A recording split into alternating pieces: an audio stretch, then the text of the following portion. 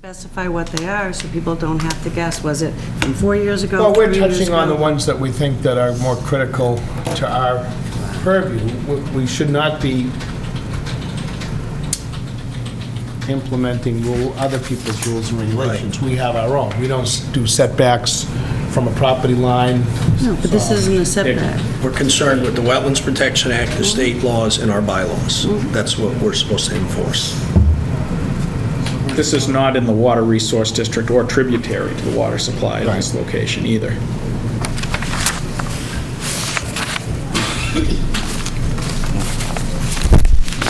I don't have a strong feeling about it personally, as long as we have the pieces in here that we need to enforce our regulations. I mean, I think it is a good example of why we need to look at our regs and take out things out of the conditions that are not in the regs and beef up the regulations in the areas where they need to be. So we want to add any others before we change this out? So in this particular case, we can just word it to the effect of, you know, the rules and regulations of other boards. If we need to. Must be, Yes. yeah. If we even need to do it. Okay. Oh, I guess, I thought that was that's not fairly normal. standard. Okay, great. Yeah, it should just be strike Fine. all. Fine with me. You want to vote on it? So with number We did not vote 34, last we time. voted. Yes.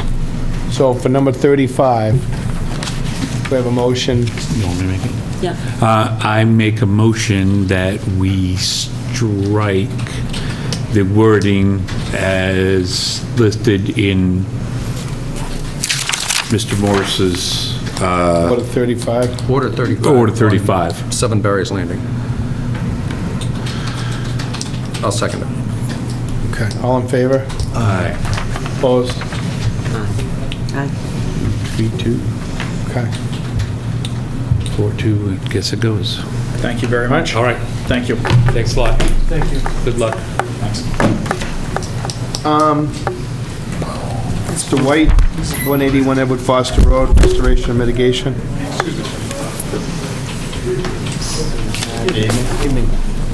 Good evening.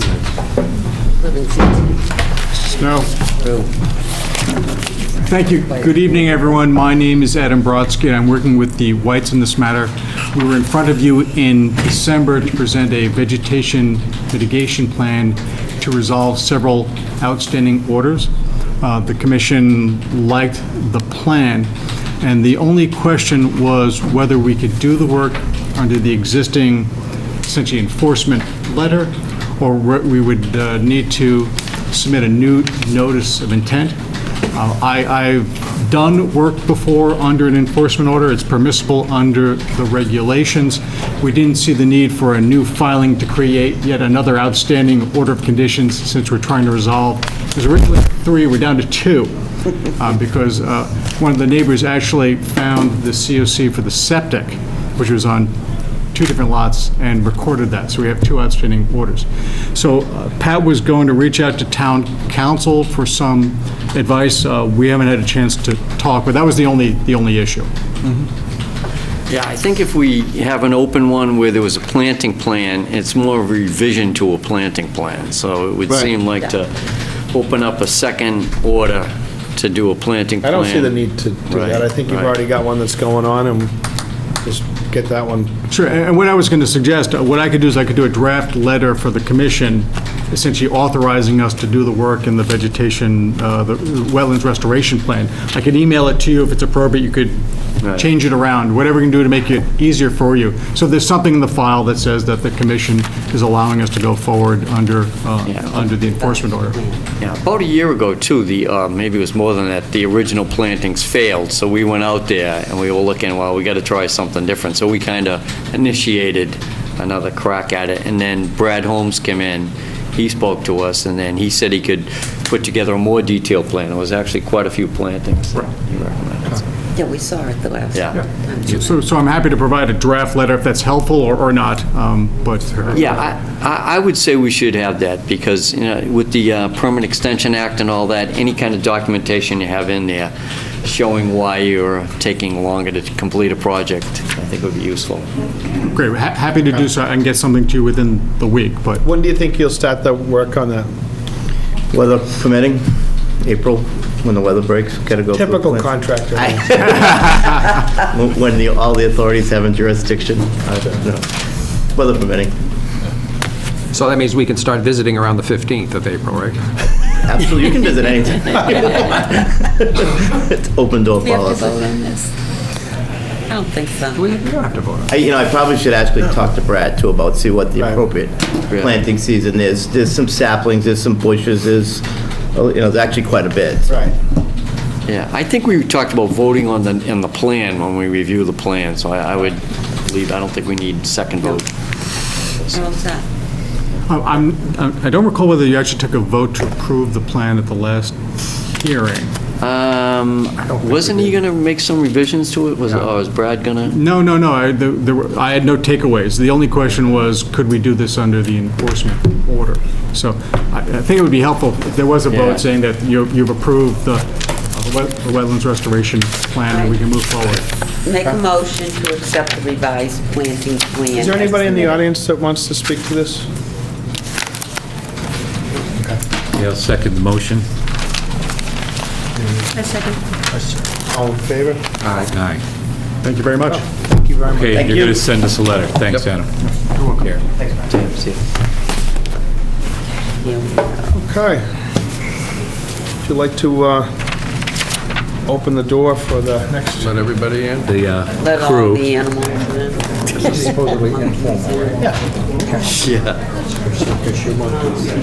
Your circus, your monkeys. So,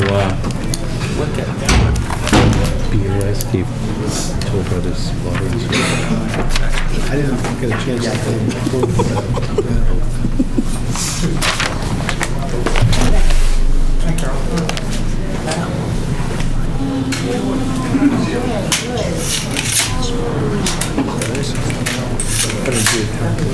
What they're looking for. Oh, yeah. Oh, absolutely. Absolutely. What are you doing here? What do you have a problem? And you're right, there's something Oh, the underneath Livingston. there. Actually, she was, Our application for this is really limited, so. And this is an That you wanted to say something. No, this is good. Yeah. Bring it on. So, Frank.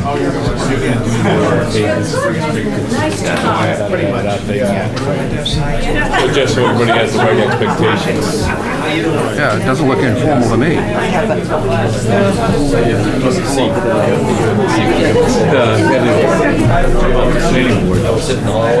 What's that? I have to say something. They don't read our orders. Why would they ever look into other rules and regs and other boards? If they don't, They don't even read our orders and conditions. Why would Adam, how many posters are going up at once?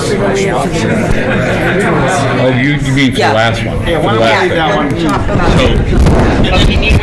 Let's talk, leave it in that you have to follow the water. Is there any way to move that like in the back? Yeah, that's good, yeah.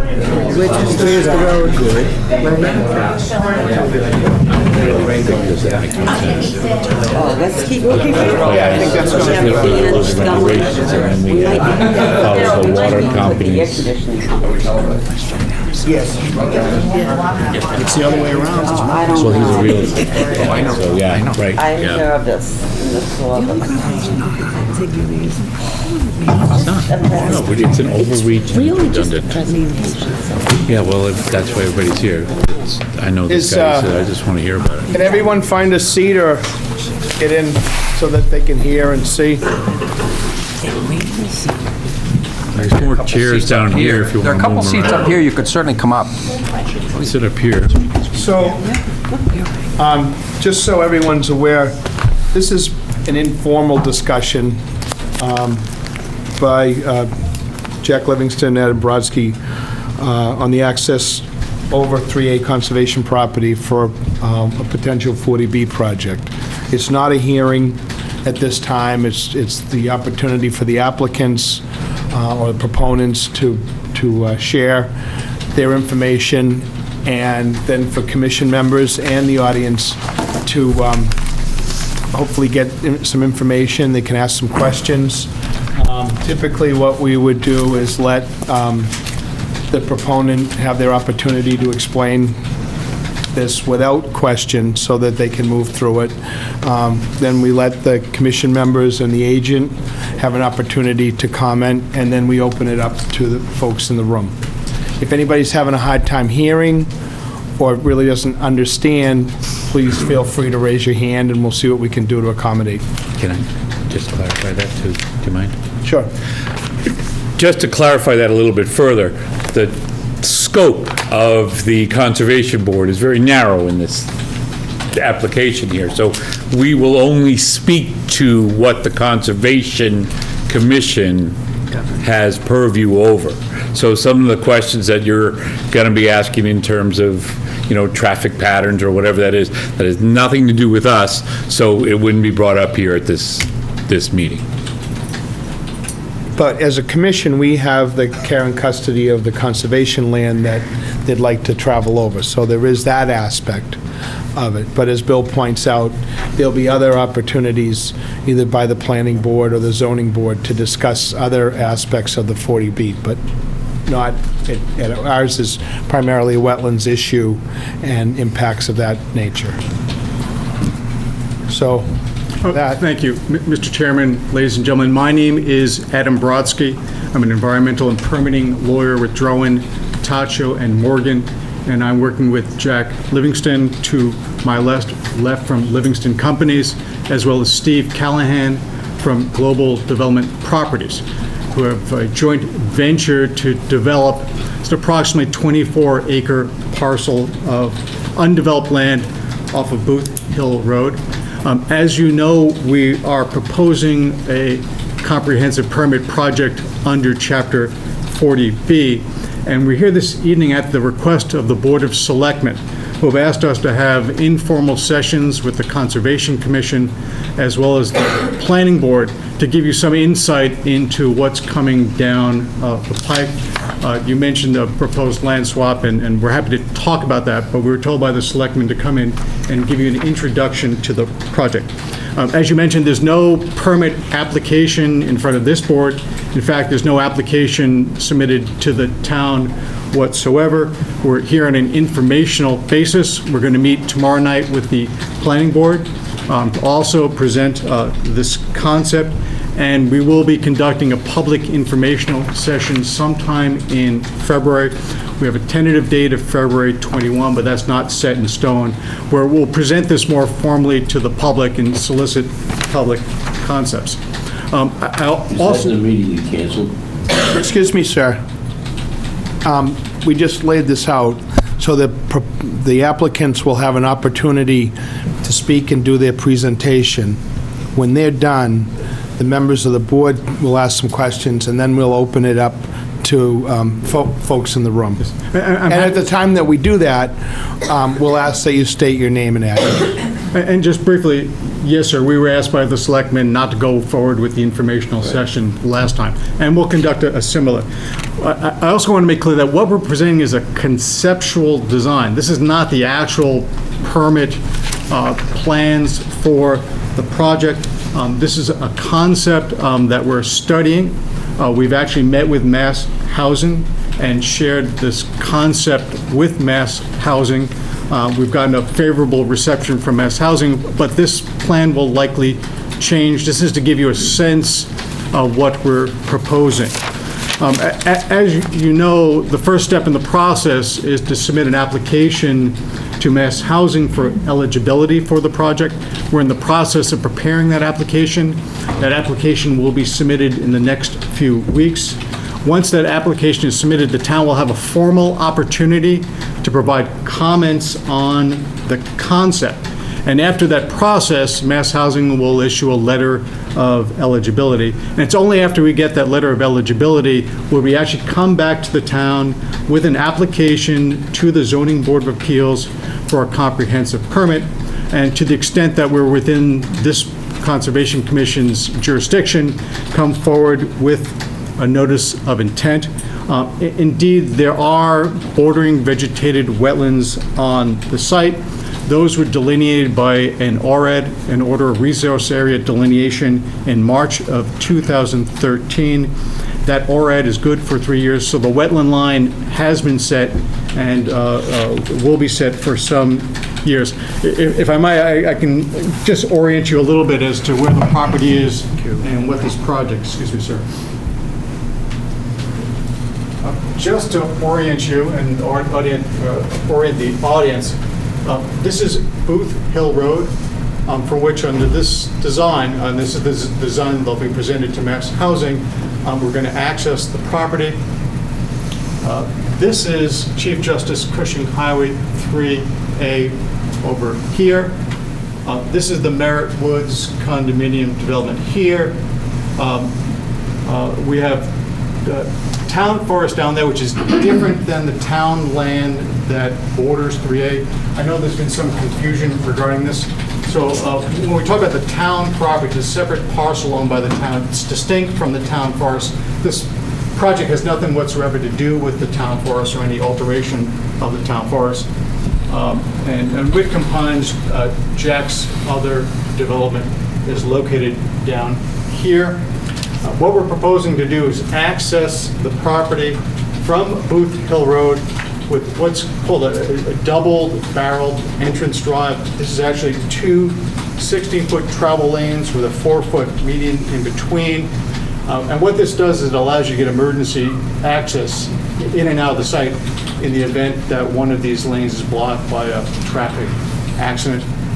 This access way is approximately 900 feet and crosses a wetland system. It's a little bit difficult to see here. Let me see if I can orient you. There's a wetland system over here that crosses into here and over here. There's a wetland system down at these ends. These are bordering vegetated wetlands.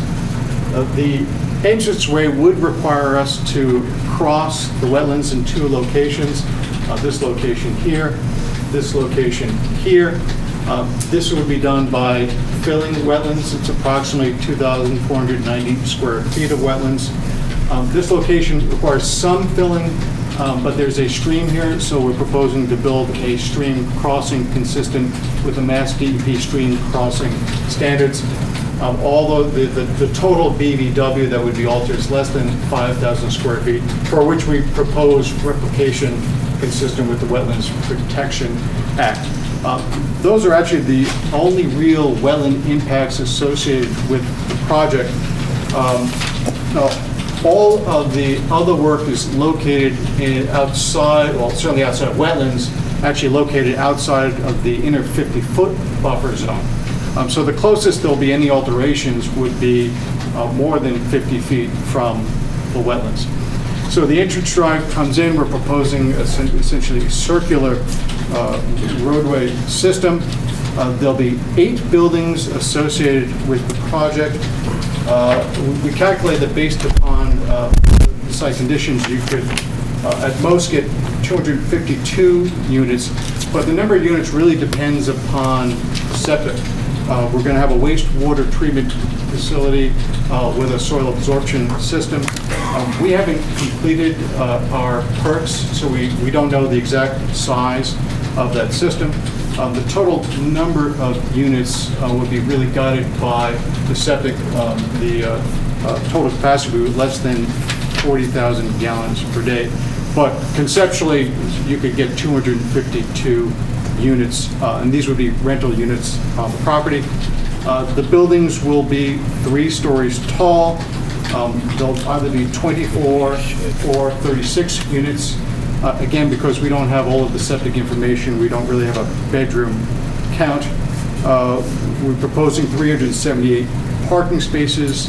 There'll be 15 small garages located on the site, so you'll see if you're road. These are obviously the proposed units. Parking spaces are delineated with those hatched lines. These are the garages, labeled garages. For parking, and again, it's probably not relevant to this board, it's 1.7 spaces per unit, which is a very reasonable parking rate.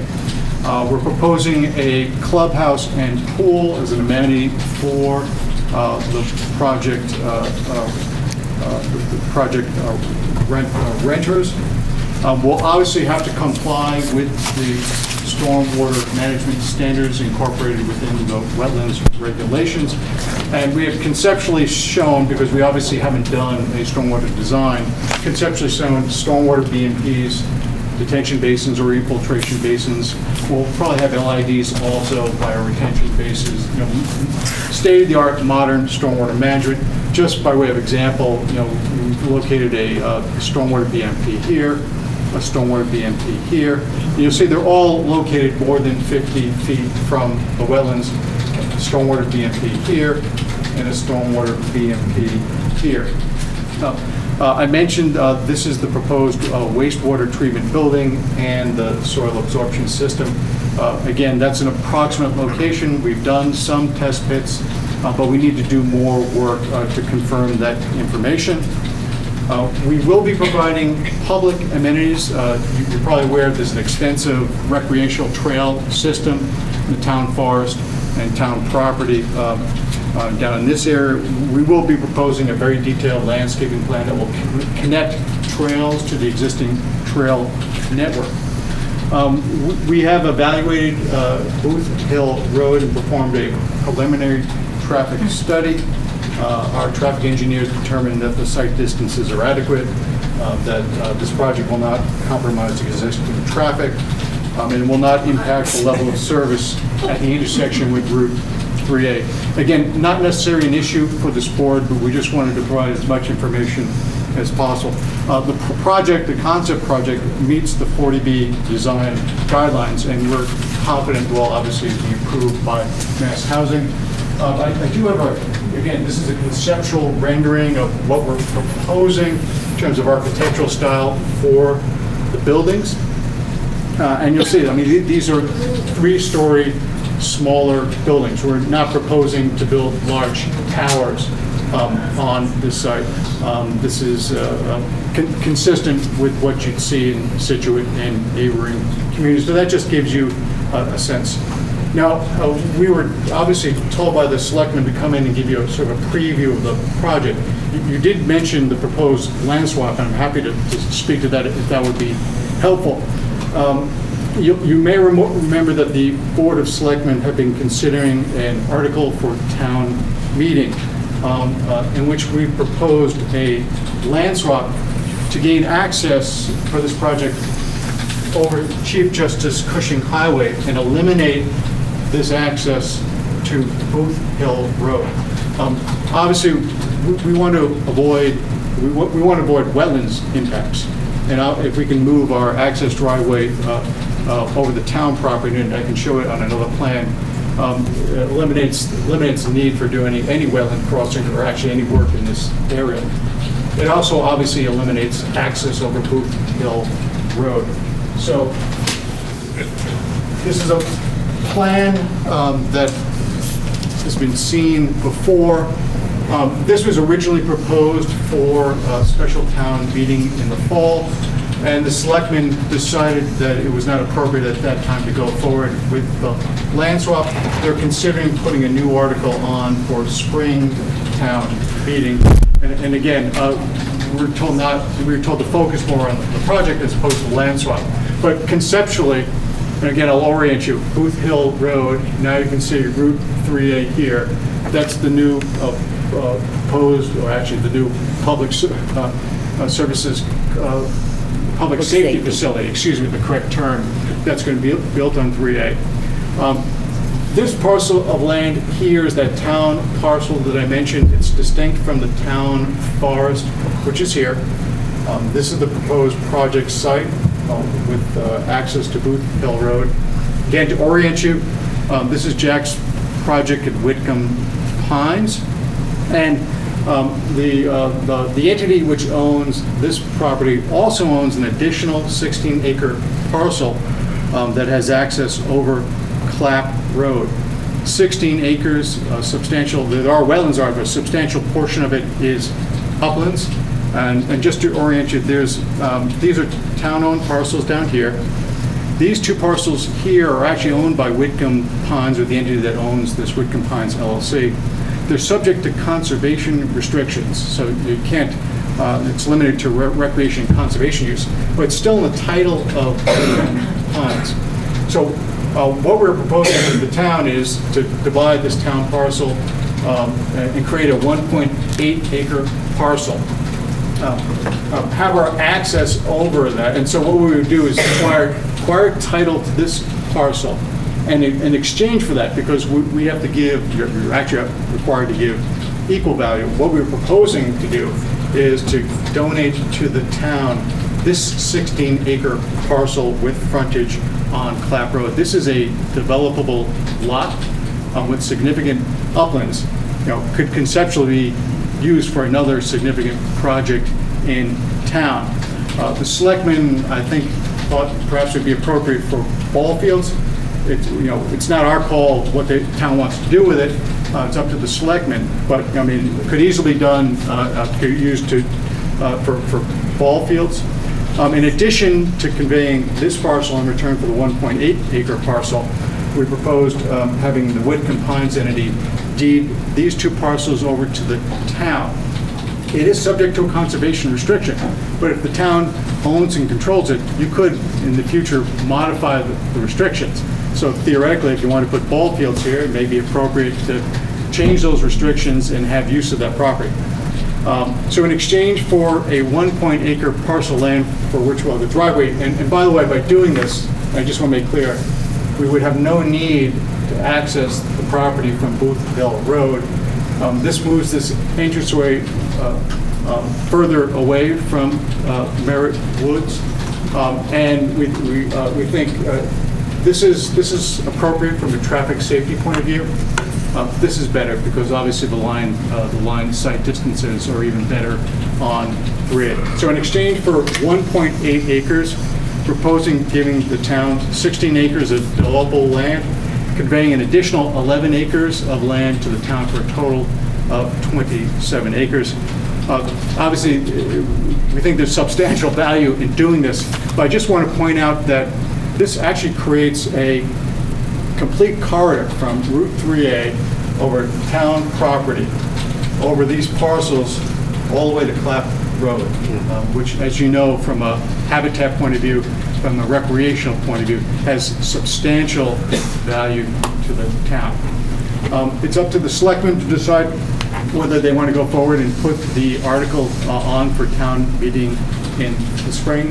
We obviously would prefer to do that than accessing the project over Boot Hill Road. But that's what was conceptually proposed, and it's for the selectmen ultimately to decide. So we're happy to answer any questions you've got. Thank you. Penny? I think it would be good to know for the public too, where exactly on Booth Hill is that access point? Jack, do you have the street numbers? It's between 127 and 133 Booth Hill Road. And I should note that Jack actually owns, if you're facing, essentially you're on Booth Hill Road, essentially facing the property. He actually owns that parcel to the right, including that house. Okay, that's because I was trying to visualize. I didn't get out there today. Okay, that's the only question I had at this point. Bill? Okay, a couple. One is, do we think that stormwater will come under our purview or planning? I believe it would actually probably be under the comprehensive permit application under zoning. Zoning? Because you... All right. I shouldn't say that. I mean, this project's going to have to comply with the Wetlands Protection Act. Yep. The stormwater standards are incorporated into the regs. So you will have the ability to weigh in on that. Having said that, I mean, typically the ZBA would also review stormwater as part of the comprehensive permit project. Well, that kind of leads up to my second question. How does the 40B regs affect the no, the wetlands regulations, et cetera, and the local bylaws. Sure. Candidly, the zoning board of appeals has the ability to waive your local wetlands bylaw. Having said that, you'll see that we're already protecting that 50-foot buffer zone. But we haven't made a decision as to how to proceed under those issues, but conceptually, that's what's typically done in a 40B project. Who delineated the wetlands area when it was delineated several years ago?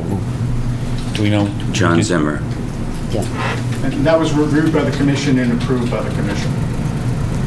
And lastly, so am I to understand that one egress and access would be sufficient depending on where it is, but you'd only need one for the entire project? Again, we're proposing a double barrel. Yeah, so, but it would be all in one area that would, right? And we do that for obvious reasons, because we don't want to alter more land than we need to do. So we have effectively 4 car lanes. But again, the travel lane is only 16 feet wide, so theoretically you can put 2 cars side by side. But that's the purpose of that, is to minimize impacts and the footprint of the accessway. Now, as you can see, proposed access from 3A is significantly shorter than a 900-foot roadway from Booth Hill Road.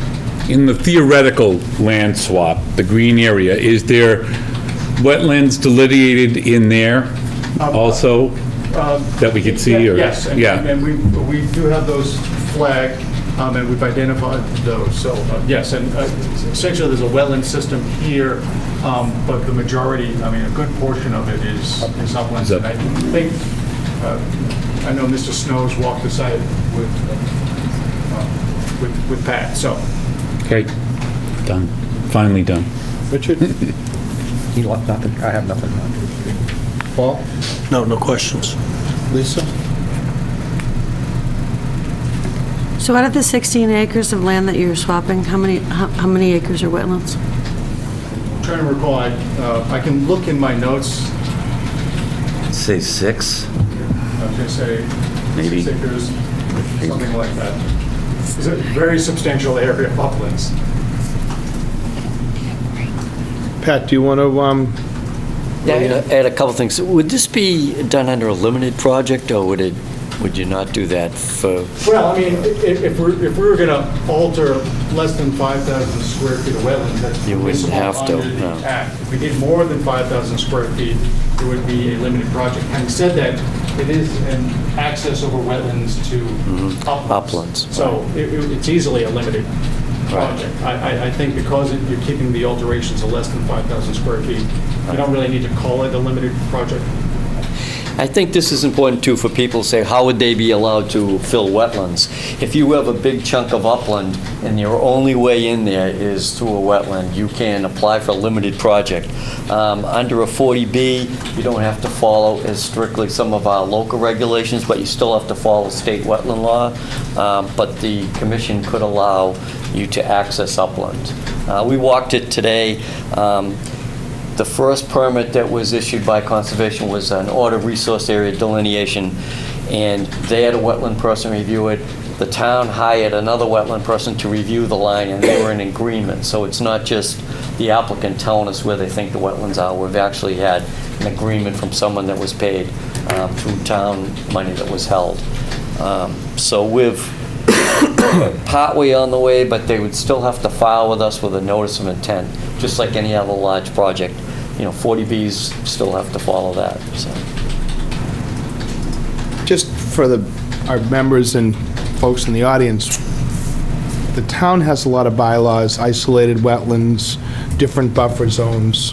When a 40B project is done, typically, it's the state regulations that are followed. Excuse me.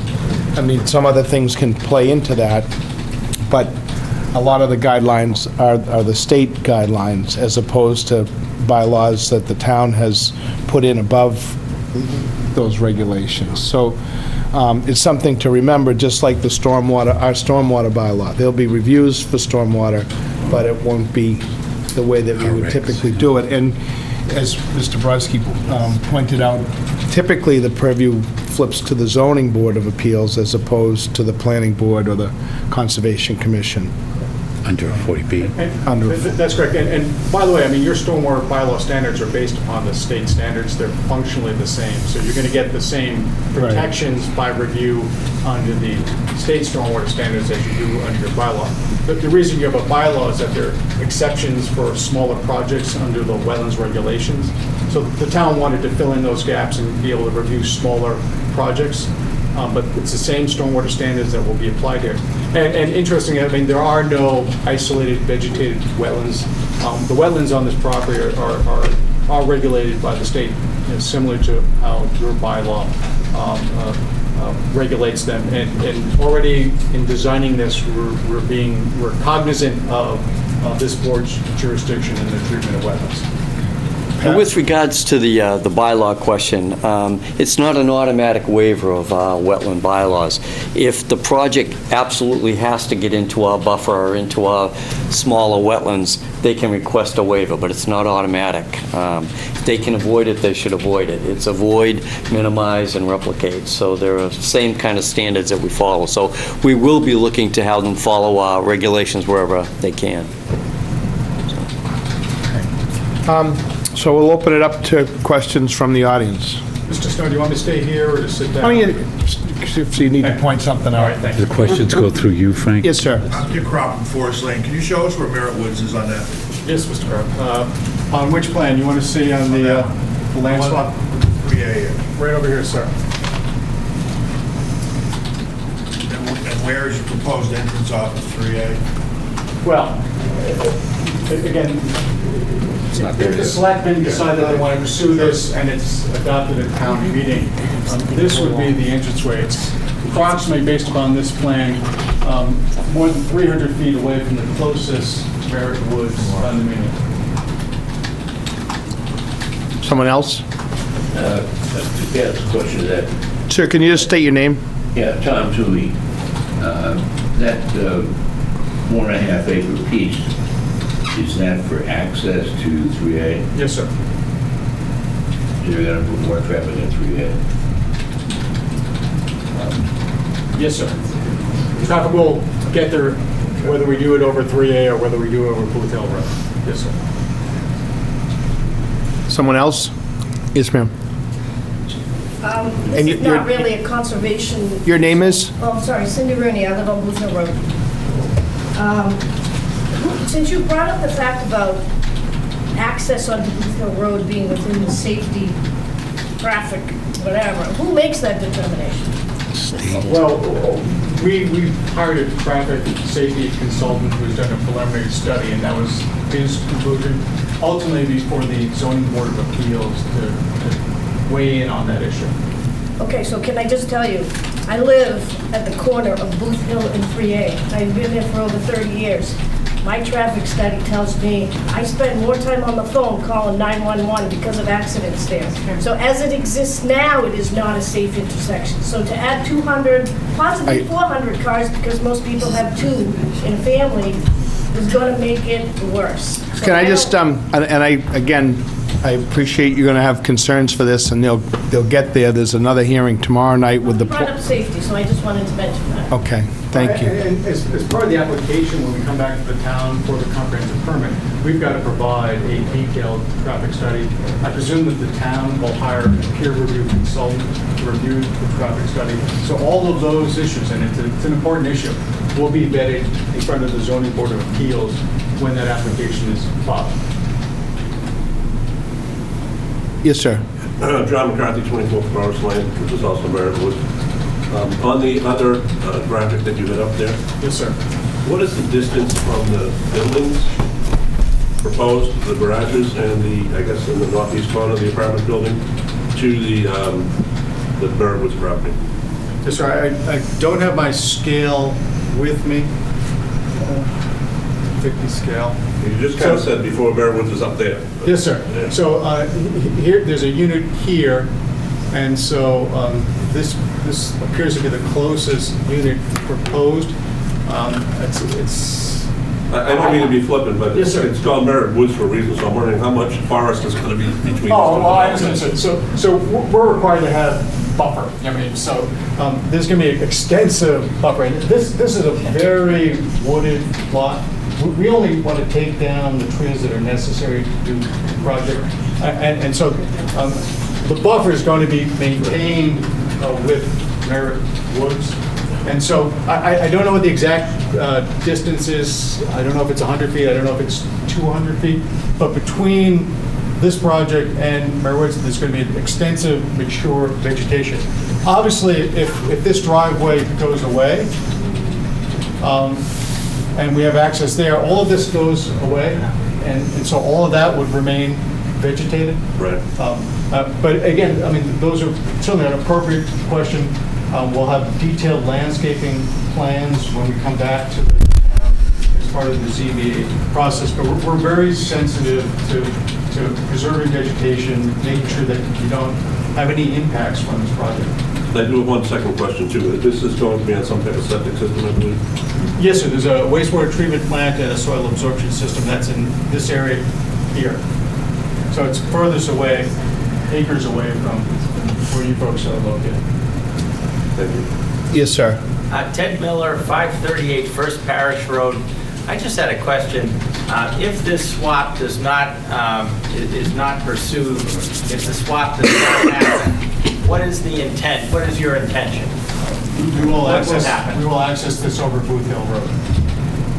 And what would that entail? What would be the, what would be that type of development? Can you provide me a detailed description of that type of development? Yes, sir. It's what's depicted here on this plan. I don't know whether you can see it. So we would have the double-barrel driveway, roadway system that would exit onto Booth Hill Road.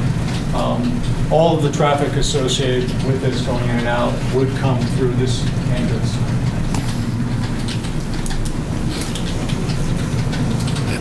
Does that answer your question? Oh, yes, absolutely.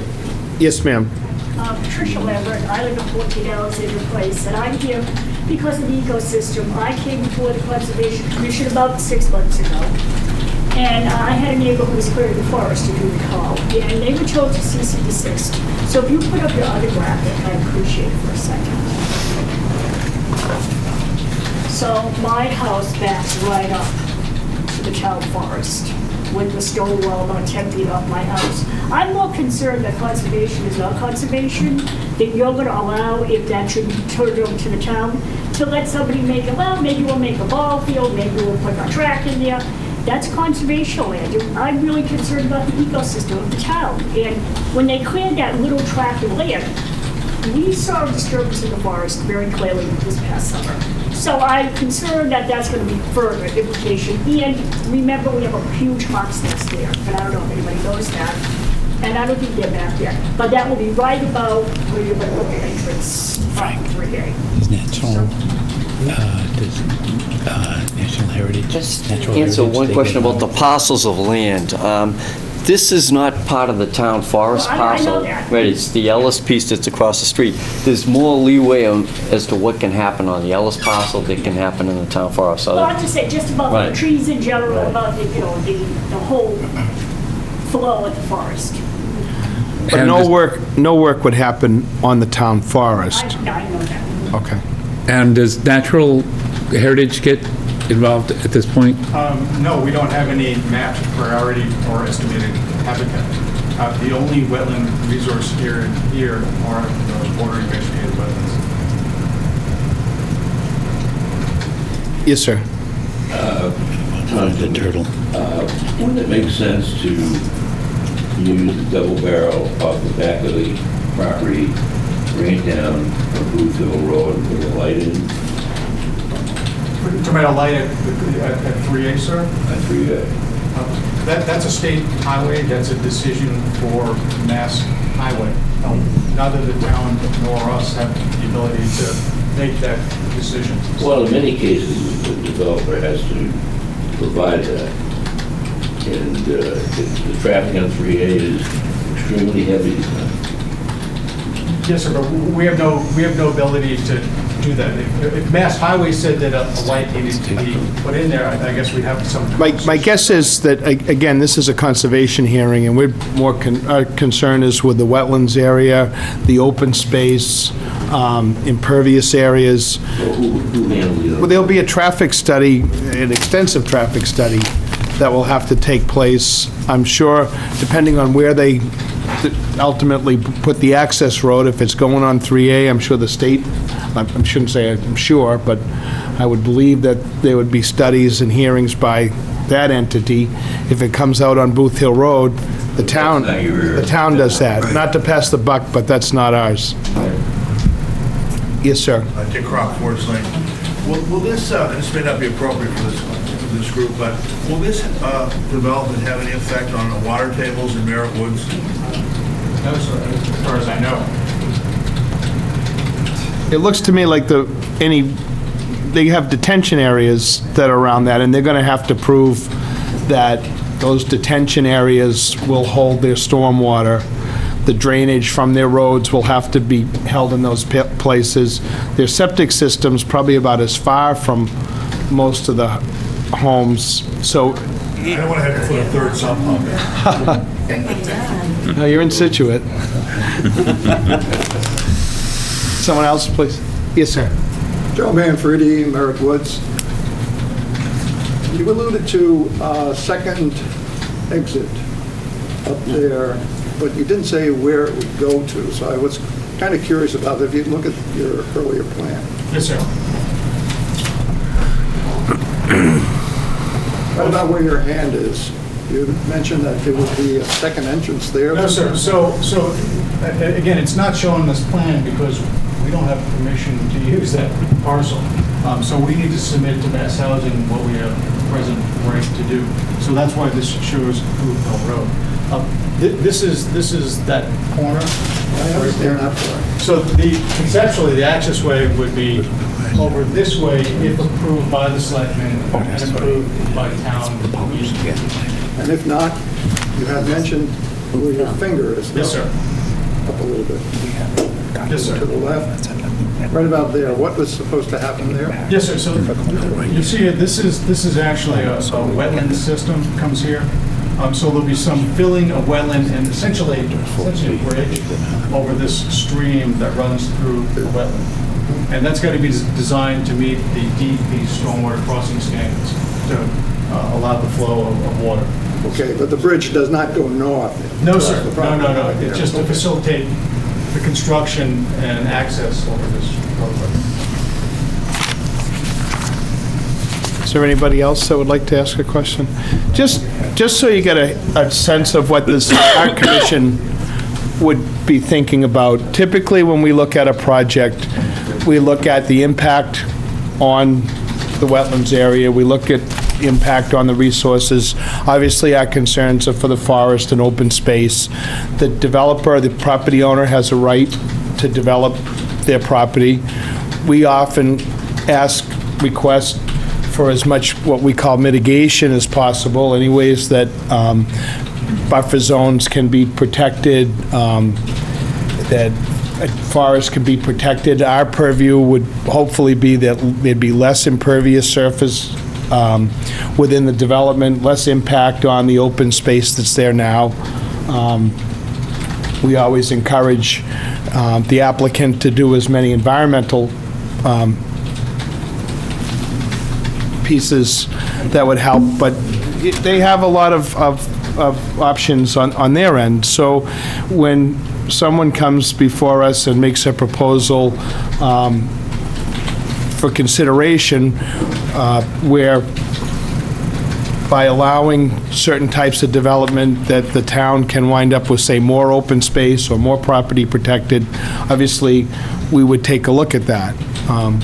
Our commission does have the care and custody of that piece of Ellis property to look at, and we have to be concerned with how that's protected. But at the same time, if, say, this swap were entertained, what would be the positive aspects of that?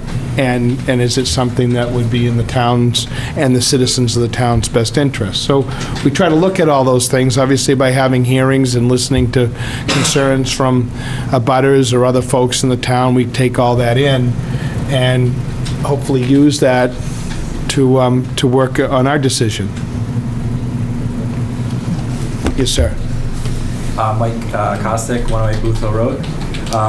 So just like the state, like as a resident of Booth Hill Road and as a tax-paying citizen, I'm completely against the project in its entirety. So I'd just like to make that statement loud and clear. My question is, on the 22 acres of land that you're proposing and developing this, how many trees do you plan on cutting down? What's that? What's an I don't know the numbers, sir, but obviously a substantial number of trees will be removed in order to build this development. Okay. And Having said that, all of the works here will be maintaining the vegetation all the way around the project. So you have an area of 22 square acres, which right now abuts to wetlands, conservation area, and a protected Scituate Town Forest, which a lot of those people that chose to buy our homes in this area is the reason why we chose that wooded area. Your proposal is to cut down 22 acres worth of trees, and then what does the town forest mean? Where do the animals go? Where does everything that's there get displaced to? Is it going to go onto Booth Hill Road, along with the 500 or so cars you're planning on bringing down there today? You know what, I appreciate your concern, but we do want to make sure that we keep this, ask a question, let the applicant answer the question. He doesn't know how many trees. I think, please, I think the fairness to have a good meeting where there can be debate would be to ask a question and let them try to answer that question, okay? Okay, so his answer was he doesn't know.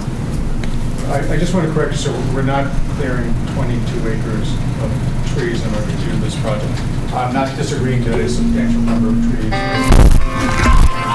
All right, so of this project, if we compared it in size-wise to Avalon that was built in Cohasset, roughly, would you say it's the same amount of space? Because I don't know if anybody's been up there. That's a massive, massive property on a commercial area piece of land, which is completely different than cutting down 22 acres worth of vegetation. I don't know the square footage of Avalon, but this is a substantial project.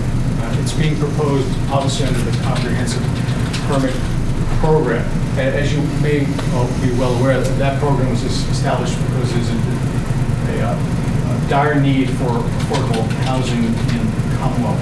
The town of Scituate doesn't meet its minimum requirement for affordable housing, so this kind of project is permissible. This project is entirely consistent with the town's own Economic Development Commission's study, which proposes the need for additional housing in Scituate, particularly the additional need for rental housing, because we have so little rental housing. Rental housing for young adults, for older residents, and for younger families. So what's being proposed is entirely consistent with the 40B program statewide, but more importantly, it's entirely consistent with the town's own EDC's study as to what housing is going to be needed in Scituate over the next few decades. So you had made a statement before that you weren't sure of exactly how many bedrooms per unit. Do you have an idea of the total number of people that could potentially be living there, as well as the total number of children that'll be living there, that'll be going to our school systems? I don't know that, sir. Again, once we complete the analysis of the site, size of the septic system, which will determine the number of bedrooms, then we'll make a calculation as to the total number of units, how many one-bedrooms, how many two-bedrooms, how many three-bedroom units. Obviously, our preference here, because we see a need for smaller rental units rather than larger rental units, our desire would be the majority of these would be one- and two-bedroom units. The state does have some minimum requirements for three-bedroom units. Our preference would be for smaller units, again, consistent with the EDC study, saying that we need rental stock for younger adults as well as older residents in Scituate. Yes, sir. Dave Smith. That light green, could you tell me what that is? Down. Sorry, sir? Yeah, right there. All that light green. Yes, sir. That's the proposed area of essentially the leaching field. And all the way and coming up? Yes, sir. So, Yeah, all that. this area? Yeah, so, Not that far, just right to the corner of my yard. all right. I don't know where your yard is. Is it over here?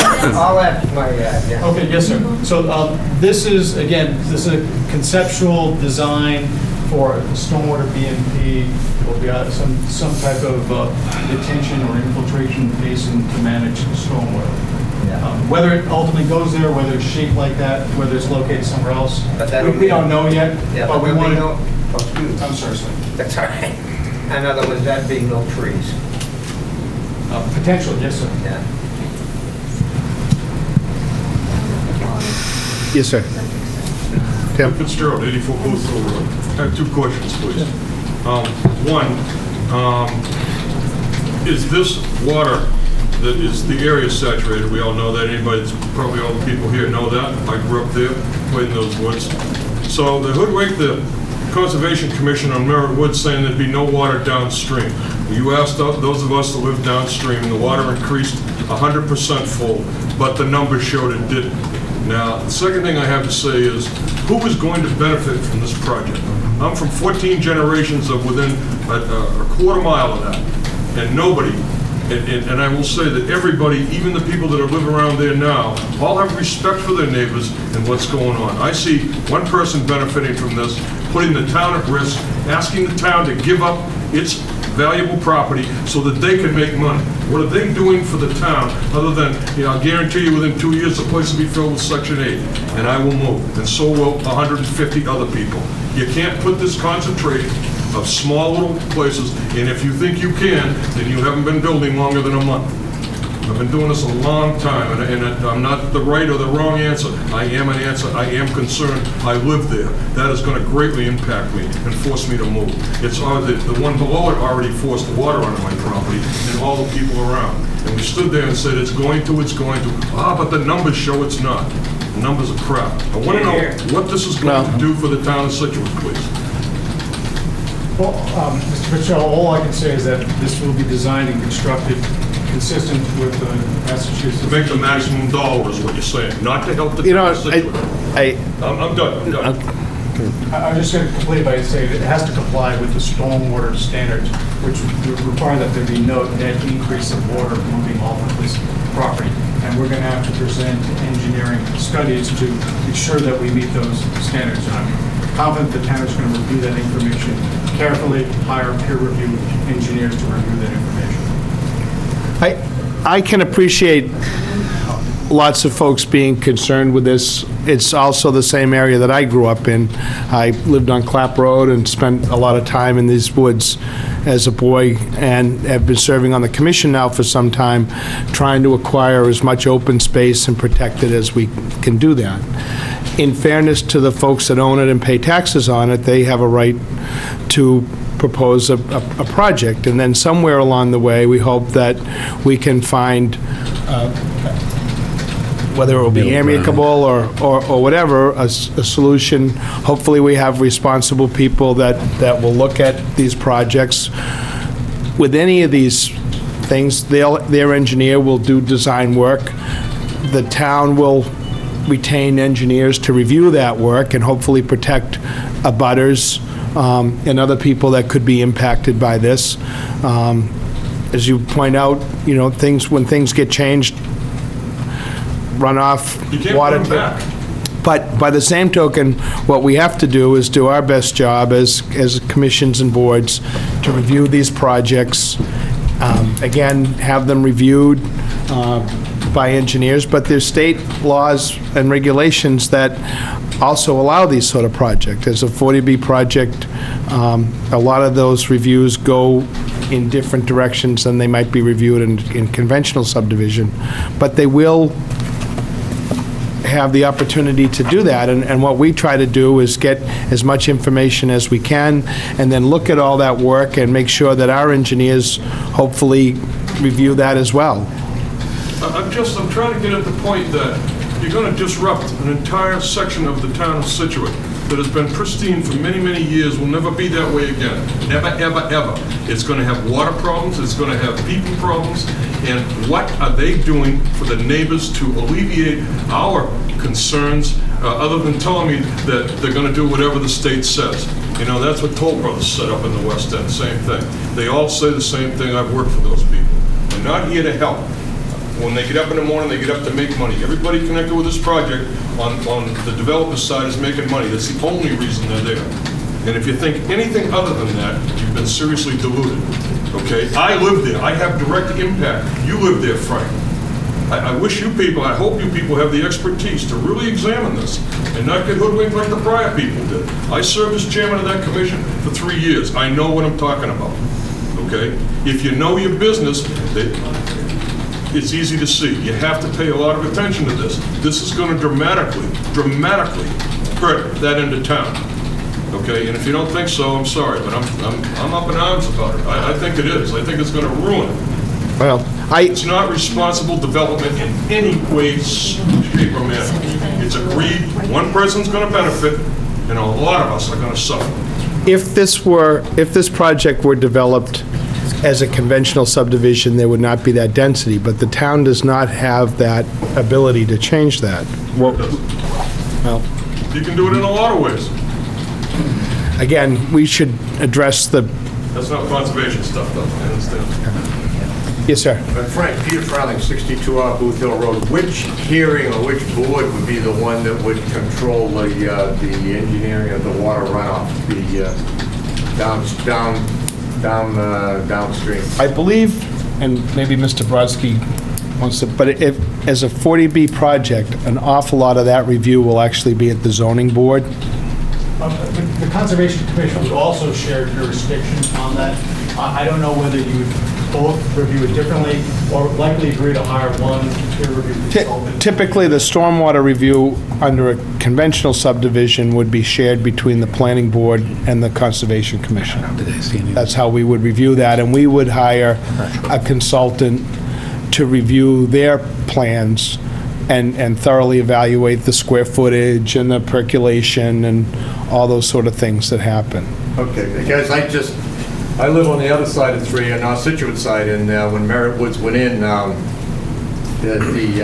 data was all wrong, and actually when they redid 3A, they had to reconnect some pipes to further drop it down in Bound Brook rather than run it down. So, I mean, hopefully, in the process of reviewing that, we would, again, try to make sure that our engineers did a very thorough job reviewing theirs. But it's a long process that those things happen, and there'll be, this will be the first hearing in hundreds that will ultimately...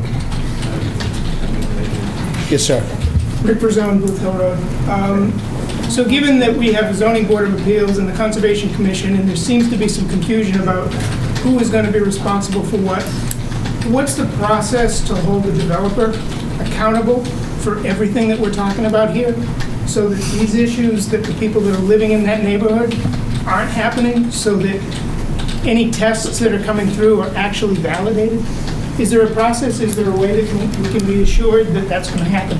All the town boards within the town, the Conservation Commission, the Planning Board, the Zoning Board, work as a team, Board of Health, to review these. And there'll be meetings, public meetings like this. There'll be meetings between department heads, a review of those. There'll ultimately be engineers, if this moves forward, to review all those sorts of things. It'll be looked at very carefully. So to illustrate, I mean, your point, by the time it gets to permanent, there will be no question as to who they're going to answer to. There's not going to be any gray area there. It'll be planning, zoning, or conservation, or a mixture of both. Well, it'll be even redundant. They're not going to get out of here without an approved stormwater plan and engineering review, and the same thing is going to happen with zoning. If they come, if it's not in our purview, but it's in planning, they have to come with planning's approval to us to move forward, so. So are there tests that are done after the fact to assure that what was proposed is actually what happens? So, well, let's just take back up for a minute and say what has happened. What they've already done is what they call an ANRAD or an ORAD, where they delineated all the wetlands. So they had an engineer go to the site and mark all the wetlands around their property. Then we retained another wetland scientist to go out and review that. In places where we felt that there was a discrepancy, we've reviewed those pieces and ultimately voted on that ANRAD. That same sort of process will continue through this project as they propose, say, cutting or deforesting in an area. What will happen? Will more runoff occur? Obviously, that's the case, so they'll be looking to build detention areas or places to hold that water. And then an engineer has to review those sort of things, look at the square footage, look at the percolation rate. So there's a number of processes that we'll have to go through, no matter how the project is done. I just add one thing on that. As the project is being constructed, there is an engineer that works for the town that will go out there at different points during construction. Do you have the elevations right? Have you tested that this is an area that can infiltrate? And then there are several of those visits. At the end, when the project is getting ready to close out, they have to come back to the commission for a certificate of compliance to say that it was built according to the specs. So there will be another engineering review along the way. Zoning Board of Appeals, they will have the master comprehensive permit. So there's two boards that are really heavily involved in this. So the engineers, we may hire the same one, will be going out at different points to make sure of that. If someone thinks that, corners are being cut or, they're getting flooding during construction, you do have recourse to come to the two boards in the town. As a matter of fact, we were just at a place, Pat and I were walking detention basin a week or two ago at a site to make sure that it was going exactly the way that they had said it was going, right after a large storm event, to see how it was doing and how it was trapping the water, etc. Yes, sir. They ask you to put that visual up again? Yes, sir. So you had stated earlier in the green parcel of land, which is what you're proposing if the swap takes place, there's wetlands right across that border between the yellow and the green, correct? You stated Right. that. There's a wetland system. You can see it. Start of it, excuse me, is down here and it extends onto this parcel here. That's correct. So that's really not an option for you to egress that way if you wanted to, right? So I'm not sure I understand. So if the project was built in the yellow and Booth Hill was deemed unsafe and the land swap was either not proposed or voted down by the town, you would have no ability to exit that yellow parcel of land through the green area without disrupting more wetlands than you would if you went through Booth Hill Road, correct? That's a lot more. I'm not sure how I can answer that. All I can tell you, sir. I just want to put on the record that you have no viable exit if we do not do the swap and it's deemed unsafe by an actual traffic study, not just done by yourselves, to egress through the green section. Well, I just want to point out, we do have access on Clap Road to this portion of the property here. I can't answer your question as to, what it would take to access this portion from this portion, but I just want to make the point that we have access off of Clap Road to this parcel. Correct, but you would have to develop that entire swath of land to actually get out onto that particular road, correct? I don't know that. All right. Because as a Booth Hill resident, I can tell you for a fact that that is not a safe egress area from that particular piece of property. I know today is not the day that you're allowing us to talk about this, but Sean, on the committee, stated on 10/21 that even a project half the size of that could not properly and safely egress out onto Booth Hill Road without causing a major disturbance to the residents of Booth Hill Road and to the traffic light at the end. So There is no traffic light. yeah, so a blinking light at the end, which you could sit there and wait for 5, 10, 15 minutes to get out to traffic. So I just want to point out to everybody that that road is not safe, even by a gentleman on the board. His own statement on the 21st is that's not a safe egress point. So I'll be interesting to see what your traffic study, if it nets out to anything, because I don't think you can go through that way or that way, and I feel like you're going to be blocked out there. I just think this project is... I'm not a traffic engineer. That's why we hire people to do these things, and we will hire traffic engineers who will present a study which will be reviewed by the town in great detail. Anybody else? Yes, sir. One last question. With the proposed plan that you have up here and the potential for the land swap of the two, access off of Booth Hill versus access off of 3A, which of those plans is the least impact to the environment? Yes, sir. It would be the land swap. By putting our access way over this portion of the town parcel to 3A, you eliminate entirely alteration of the wetlands to build this access way to Booth Hill Road. So overwhelmingly, there are fewer environmental impacts if the Board of Selectmen and ultimate town meeting approve the land swap. Yes, sir. So I have a question in regards to, we're always under a constant water ban in the town of Scituate. What would this do to the water levels of the residents and the tax-paying citizens of the town that are going to be affected by this? Again, sir, I don't have the answer to that question. That's an appropriate question to the zoning board of appeals when we submit the application. Don't you guys deal with the water levels? Water commissions.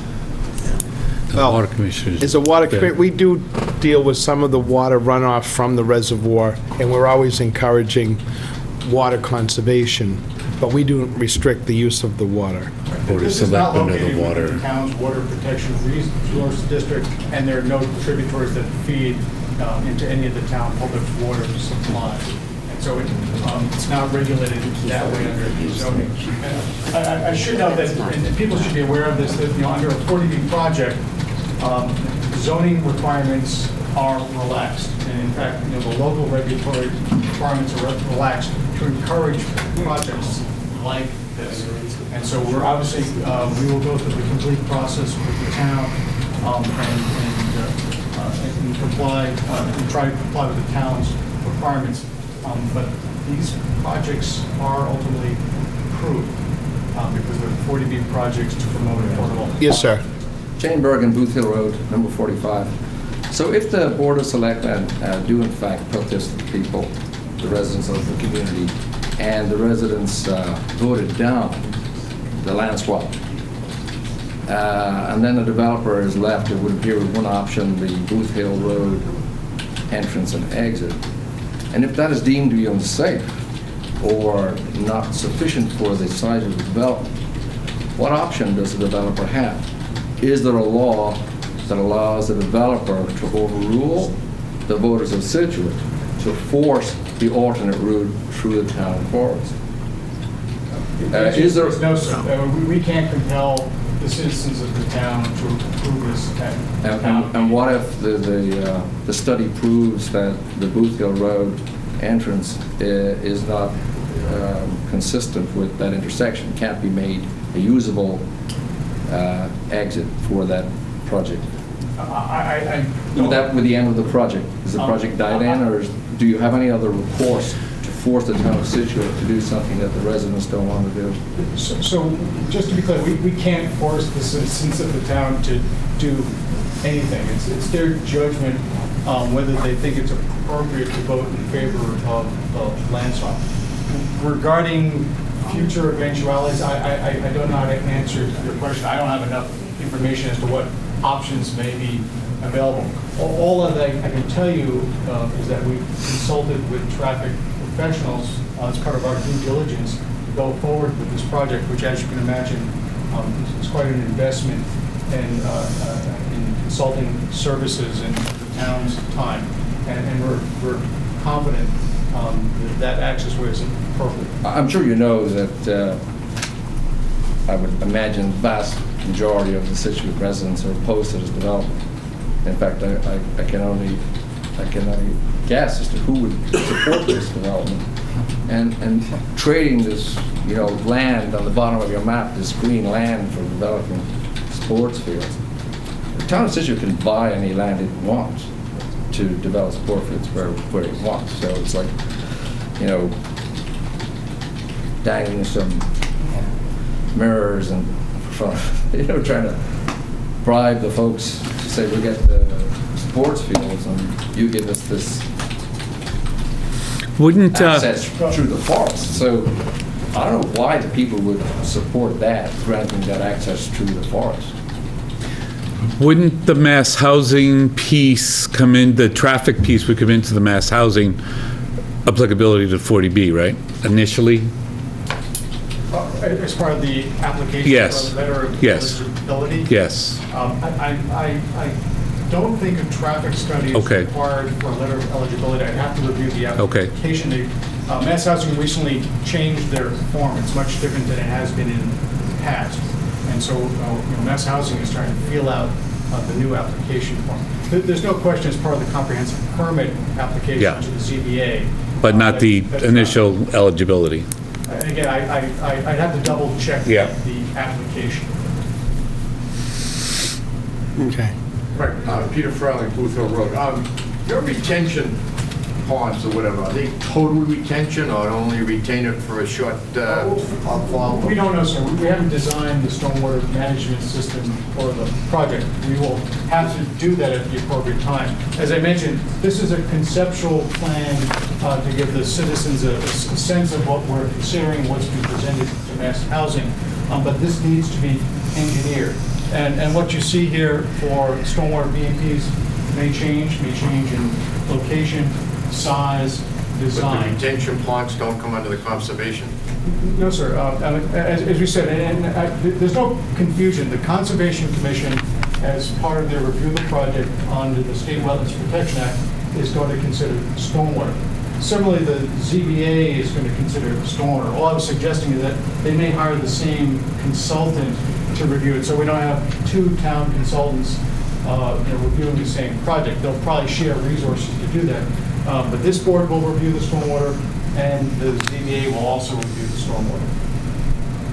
But just a little bit of what happens with these, when an area is cleared, water would, right now, would either percolate, before anything's disturbed, water would either percolate through that soil, the trees and whatnot would hold back soil, and then a certain amount of water runs off the property into the wetlands and those streams. So when they look at developing a piece of property and clearing pieces, putting in roofs, putting in paving, putting in grass, obviously water moves differently. So then their engineer would have to design areas like these detention ponds to hold that water for a period of time until it can dissipate or slow down, and they typically do it around a 100-year storm event. So again, we don't have the purview on all that. Usually we take a look at the distance from wetlands, but we also review the stormwater piece typically with a consulting engineer because it's very technical. And that person would have to determine that they're meeting the requirements to retain that water or to release that water that would be consistent with the way it happens now, to some degree. Frank, do you know Bill? Yes, sir. Joe Manfredi with Merrick Woods. Has an environmental impact report been prepared yet? No, sir. I don't, we're unclear at this time whether this project would trigger what's known as an environmental impact report under the MEPA, Massachusetts Environmental Protection Act. So that's a statute that requires comprehensive review of environmental issues, but there's certain thresholds. And so, because we don't have a final design, we don't know whether we're going to trigger any of the thresholds that would require an EIR. So I can't answer your question directly because we need to do the engineering. And so that's a possibility. I can't answer your question directly. Frank, you know Bill, right? Limbacher? Yeah. All right, because he just had his hand raised. Yes, ma'am. On the Clap End Road, I was wondering, could you talk about the Merritt Cemetery up there? Are you any close to that? Is a deserted cemetery up there? Are you anywhere close to that? I can't find where the entrance on Clap Road is. Jack, do you know where the cemetery is? Yes, it's... I'm sorry, it's actually labeled right down here in this parcel. So it's right next to it, okay. Yes, it's a separate abutting parcel.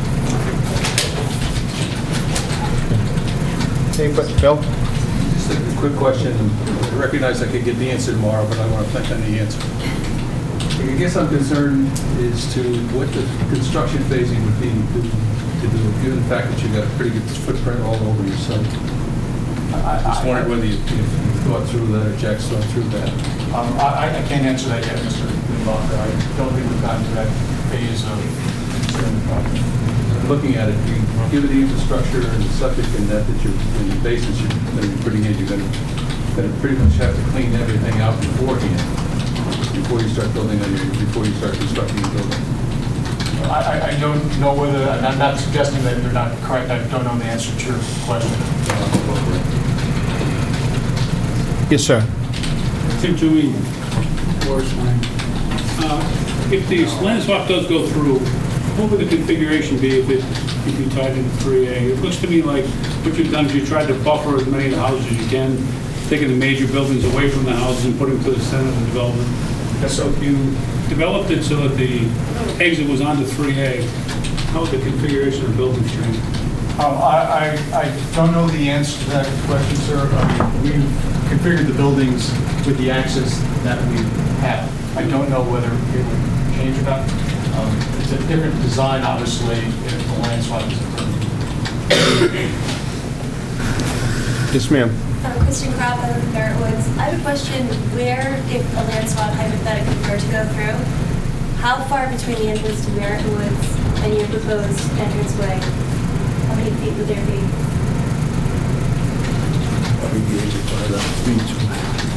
It's 320 from the building.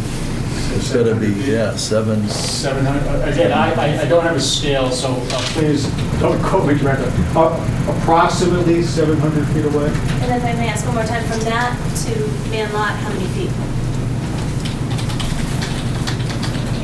Road. I mean, this distance here? Yes. 1,500, approximately 15. Again, I'm measuring with my fingers. Okay, and then if I could go back to Blue Hill, so you can have 1, 2, 3. Okay, I got it now. Thank you. Yes, sir. So a lot of people on Booth Hill Road have to have sump pumps and things like that because our basements fill up with water. I'm just curious as far as this, like, the size of this complex, the size of the leaching field, the environmental impact, like what's going to be in my groundwater, what's going to be coming up into my house, in a house I pay taxes in and put my kids in school and do all these things in town. Like what's coming into my house with this leaching field and with the project of this size? Sir, we don't have a design. I don't know where you live. That's certainly an appropriate question. Booth Hill Road, which is sure. Right up there. It's certainly an appropriate question to ask the Zoning Board of Appeals or the Conservation Commission when they consider stormwater impacts. But I'm not in any position to intelligently answer your question. I'm not avoiding it. It's just But you don't have a plan yet. You don't have a plan. You don't have a plan. You have a concept. We all this got, and again, the purpose of this was to introduce this to the town at the request of the selectmen. But to clarify that, though, if in fact they voted on the land swap, when they said they were going to vote on it and then they pulled it, this plan would have already been progressing forward. It's already been rubber stamped pretty much to get to this point where there was, on the 21st, you actually stated that you had conducted basically interviews with residents on Booth Hill Road. I want to know how many residents on Booth Hill Road did you consult with, because you made a statement on the 21st that you did that. I live on Booth Hill Road. I can tell you the only reason I even knew about this project was because somebody slipped something in my mailbox 7 days before the land swap was supposed to take place that mysteriously got pulled out. So I just want to know, who have you spoken with on Booth Hill Road? So I can tell you that Jack and Steve have talked to residents on Booth Hill Road. We're happy, if you'd like to reach out to me and ask me questions outside of this process, I'm more than happy to do so. But candidly, I'm not here to be. I'm sorry, I'm not here to be interrogated. You have legitimate questions, please put it to the board, put it to the Zoning Board of Appeals. It's not a personal battle between. No, I know, I'm not saying. Are you suggesting that somehow my credibility is at issue here, sir? No, I'm not suggesting that. We're giving you accurate information. If you have questions, legitimate questions, please ask them. Many of your questions are more appropriately asked when we actually file a permit application with a design plan. And so this is really just an informational session. You guys are also supposed to meet with us. I'm not interrogating you. You were supposed to meet with us back in November. Yes, and the Board of Selectmen wanted decided that they wanted us to reach out to the town more, give more information to the town so the town can make a better decision. We had no control over that decision. We were prepared to go forward. And the selectmen appropriately said, listen, we need to educate the town more. We're here tonight to do that. We're going to be in front of the planning board tomorrow night. And as I said, we'll have an informational session in February. We'll put out public notice like we did last time. To the extent people were inconvenienced, we apologize, but we didn't control that. And we were prepared to move forward. And so we're happy to take your input. I just want to make sure it's done in an appropriate, cordial, and respectful fashion. Anybody else? Yes, sir. More an observation than a question. There's a lot of citizens here that are concerned about this. I've only been here since 1979. I guess I'm a new guy compared to a lot of these guys. I know you said your name before, but... Sorry, John McCarthy. Sure. On Forest Lane. But this is the biggest thing that I can remember happening since I've been here, since 79, in terms of just size and possible impact. And in order to maintain some purview over it, I'm here and I got to go to your meetings, I got to go to the planning board meetings, I have to go to selectmen board meetings, and maybe others. I've also heard that there's any number of consultants that are going to be hired by the town in order to keep an eye on this project, I guess. I'm wondering if one of those consultants could be somewhat of an overall project manager, kind of a citizen's advocate, if you will. So that when we would like to know what's going on, and that when all these issues tend to cross multiple boundaries, and I know all of you folks are working hard, not for a lot of money and doing a good job, but there's certain questions tonight that you say, not my purview, that's this guy, that's this guy, that's this guy. And then things like tomorrow night, the meeting's at 9 o'clock. It's a little, at best, disingenuous in terms of making it comfortable for us to try to understand something that's going to impact as much as this is. And I don't know if that belongs to somebody that would be working for the town manager or somebody that can kind of cross these bridges for us, not for them.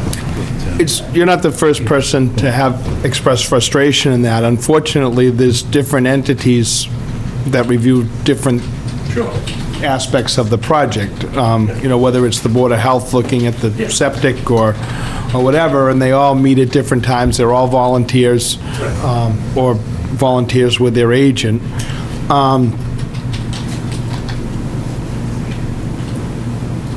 All the meetings are public, so they're posted. The town has a website for those. It's not the easiest thing to follow up on all the time. My advice would be more that the folks that are concerned and want to know about this sort of join together with maybe a person that they have following it that can get out the information to a group, just like if it was a school project that just recently happened or whatever. Typically, people that have a vested interest form some sort of coalition or group, and they have someone that gets that information out to folks. But there will be multiple hearings at different times. But I'm just suggesting that on behalf of the citizens, if we're going to be hiring a consultant to deal with every phase of this project that's driven by the developers of that project in order to help you people do your jobs, then can we not use some town money to say, hey, maybe we should hire somebody that can help us do ours? That works with you and planning and selectmen and something else. In businesses, that happens all the time. Well, I think... There's somebody called the project manager that crosses those bridges, that, not to be trite, that does the PowerPoints and the Excels, so that we can sit down in one group and get all of these types of questions answered, not be told that you got to go to that committee for that one, you got to go to that committee for that one, you got to go to that committee for that one. And by the way, it's at 9 o'clock. Yeah. Probably more the Board of Selectmen. Well, again, not to pass the buck, but yeah,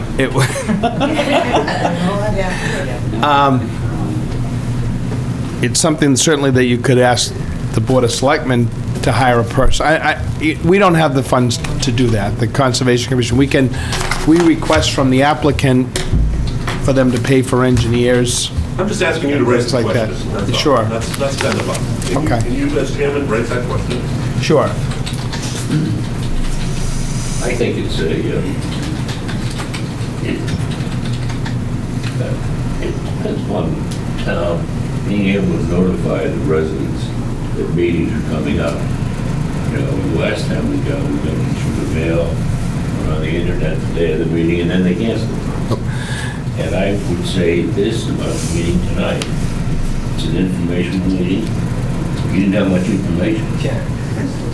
We don't know whether you're going to go out on Booth Hill Road. We don't know whether you're going to go out on 3A. You don't know what size the buildings are going to be.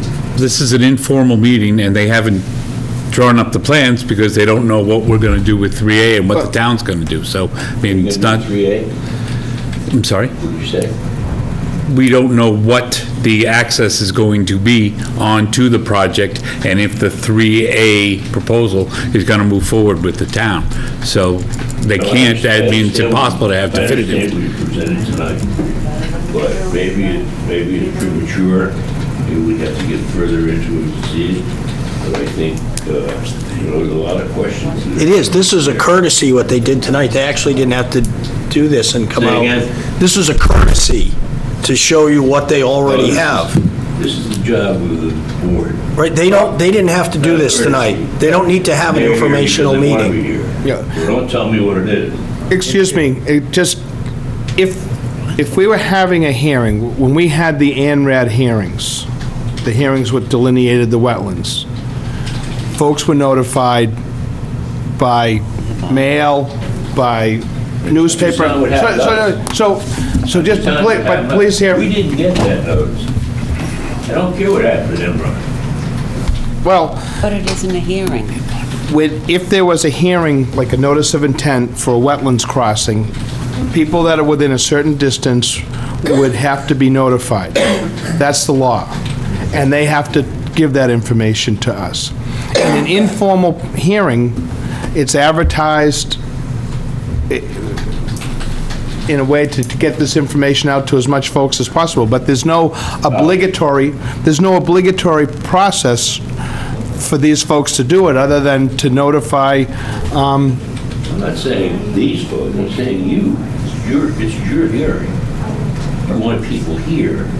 You should notify the people who are here. How did you get here tonight? Road. No. How did you know to come here tonight?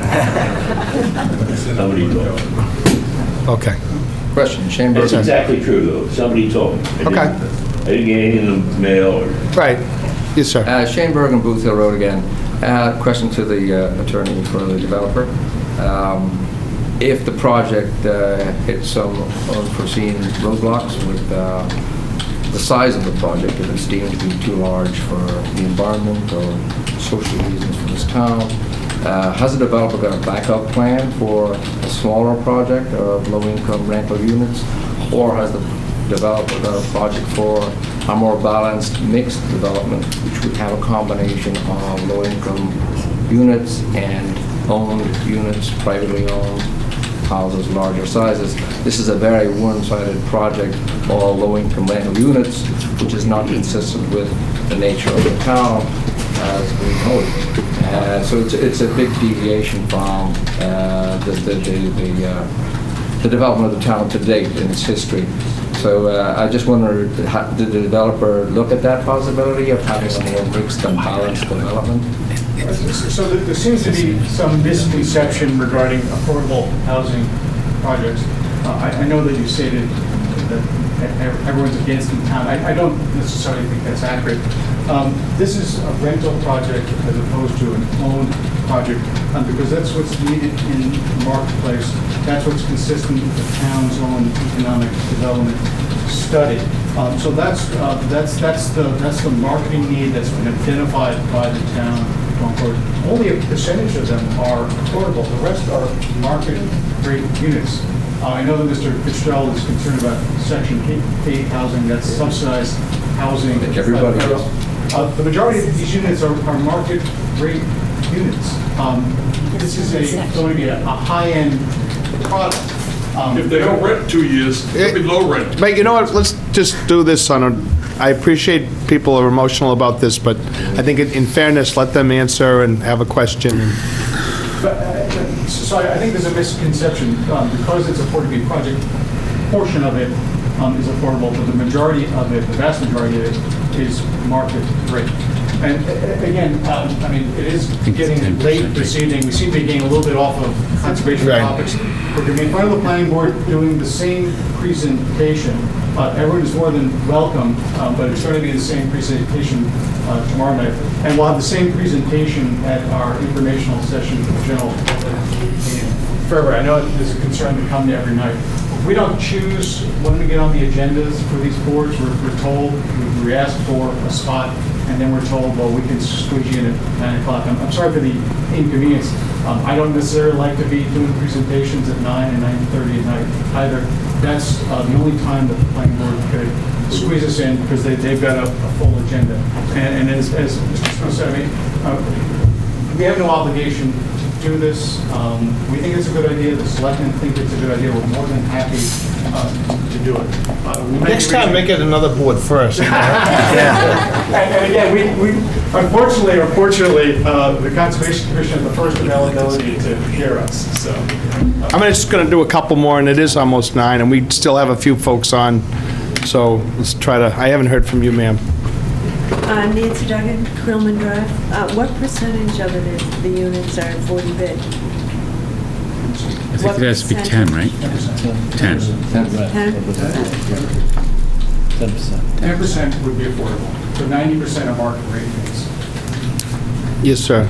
Well, if it is rejected by the selectmen, and it's a proposal as far as the swap is rejected, does that send a signal from the people of the town that something of this sort is not to be accepted in the town, and would the developer then come to the conclusion that perhaps developing owned property as opposed to rented property is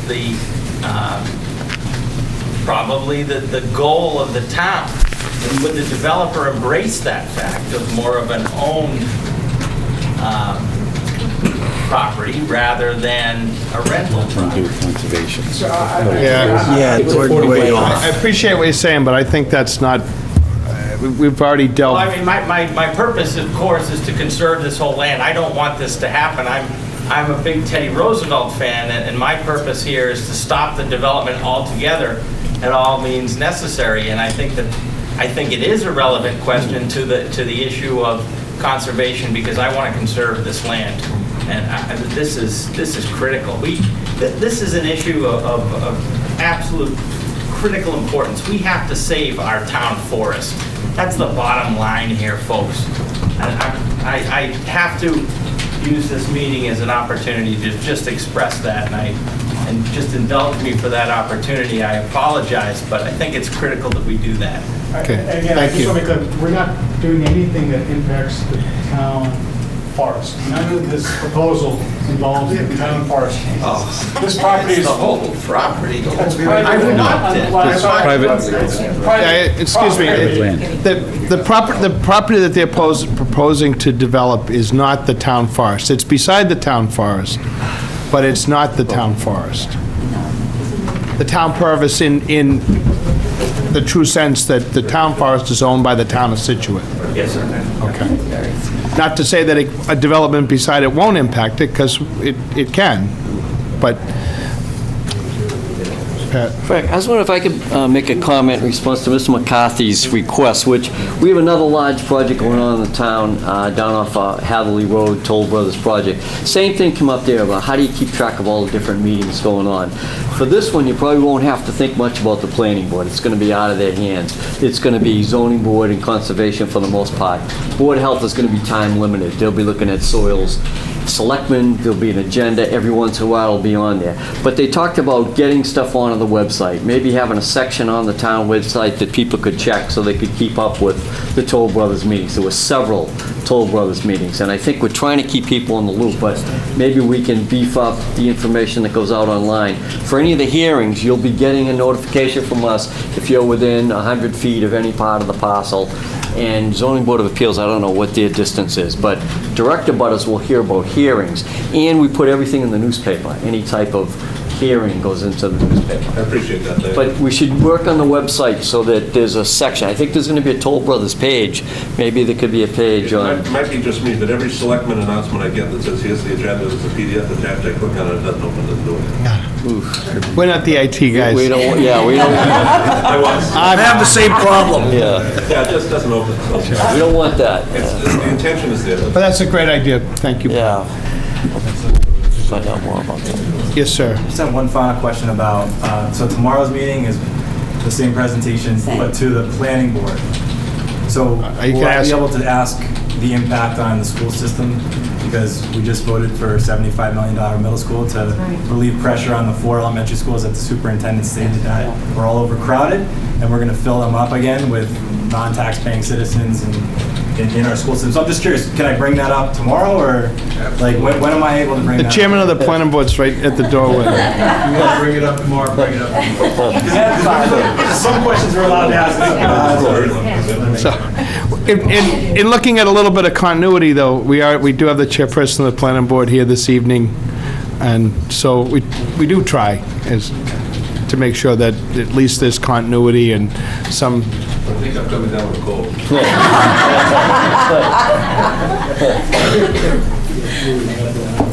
You must have sat next to Paul. All right? Paul's the chairman. Thank you. Thank you very much. All right, thank you. Have a nice night. Thank you.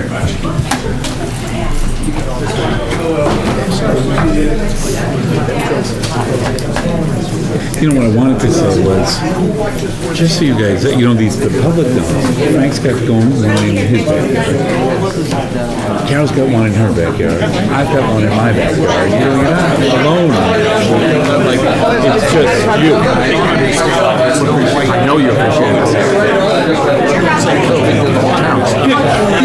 We have to save this fucking park. It always you guys. And it's always some of them are really just over the top.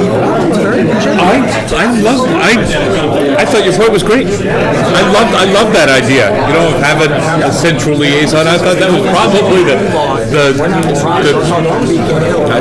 I think it's a great idea. I think it's a great idea to have one point. And I turned to Frank. I said, you know, really, that's a selectman's job, but they don't do it. Yeah, right?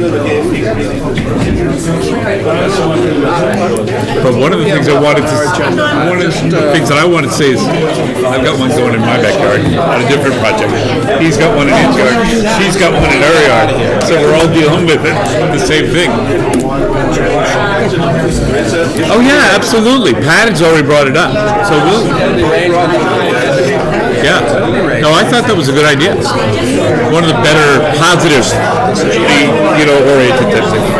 I'm ready. Yeah.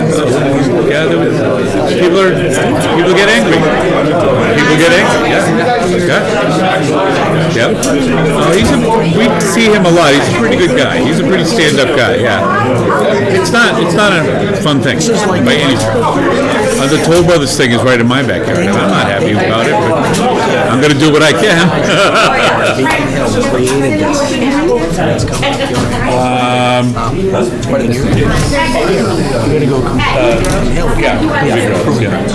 So it's... There are a lot more wetlands. Right. You voted. 90. Really, if 90, but they're all big. Big houses. This is 40B. These guys, the state mandates. We're mandated to have 40B housing, you know. We're way behind, unfortunately. So. Yeah, that's the right thing. Nice to see you. Hopefully we'll work that out. All right, take care.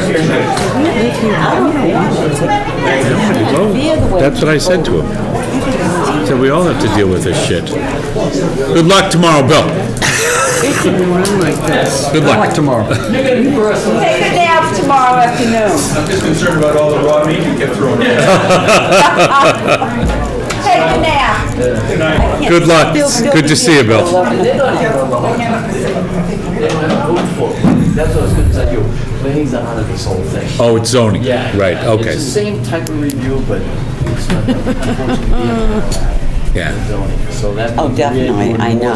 gotcha. Time for beer afterwards? What are the road requirements? What does the bedding have to be on the road, and what weight capacity does it have? I know that we delved outside of our purview on some of that. There was a But you lot of have people- to, you get a little You gotta give leeway. a little leeway. Yeah, you had to. We're still being, 20% of but the we're still being questions are on thrown. point. Yeah, Yeah, we're still on film. yeah, but I think it's important for people to feel like they have an opportunity. And that they weren't squelched. Yeah, I thought it was exactly. good. Don't ever do that again. What's Yeah. that? Be the first. Yeah, we learned from Wow. that. We thought we were the day after. Who do we have to thank for that? Yeah, John? Okay. okay. Moving right along. What is the conditions? DPW Glades Road, after the fact, preventment repair? Are we good with that? Where are we? What? Yes. For yours What are and the for theirs. conditions? For the DPW, after the DPW, I make a motion, we accept the orders as written. I actually read them. Second. Yeah. All in favor? Aye. Aye. There aren't any redundant orders in there. I didn't Oh, see any. please. Move on. I'm redundant, you. Doesn't it work to give people reminders? Peggotty Beach update?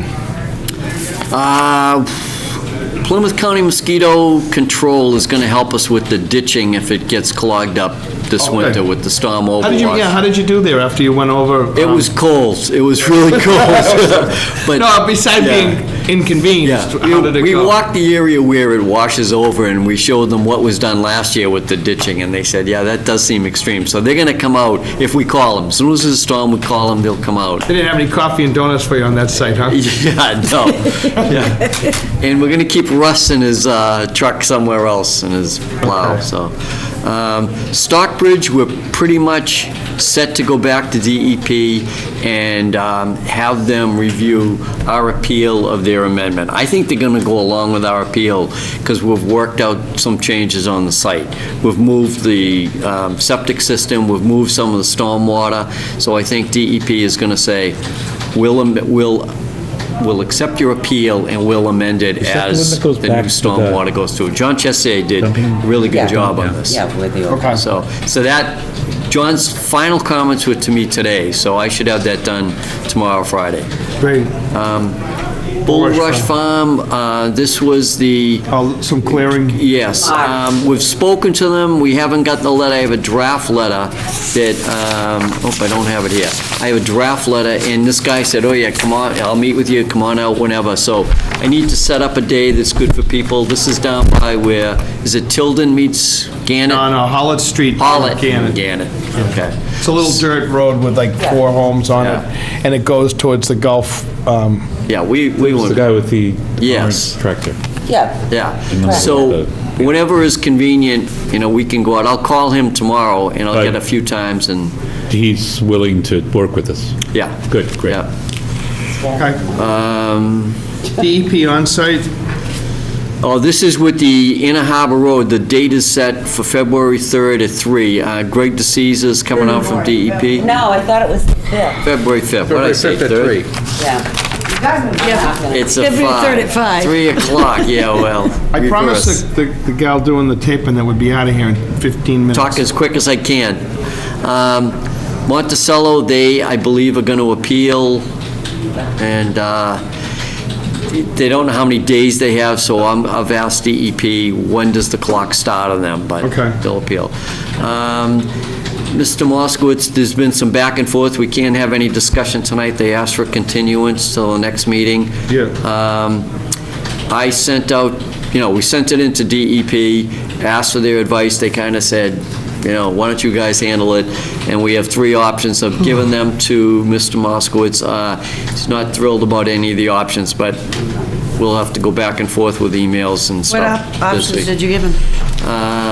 After the fact notice of intent, hold the old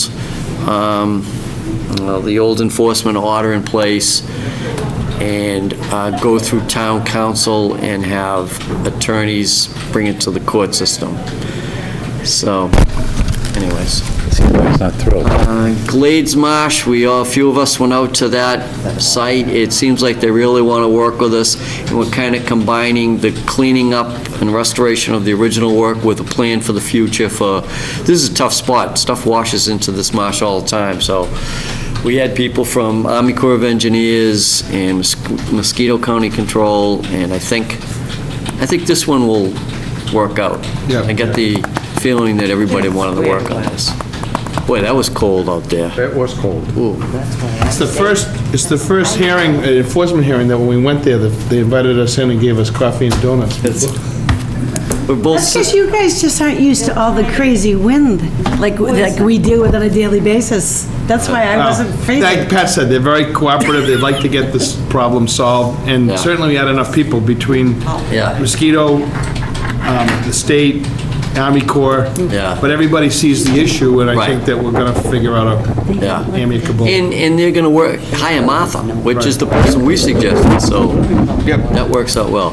Greenfield is a failed septic that flows out into the street, down into the storm drain, into the wetlands.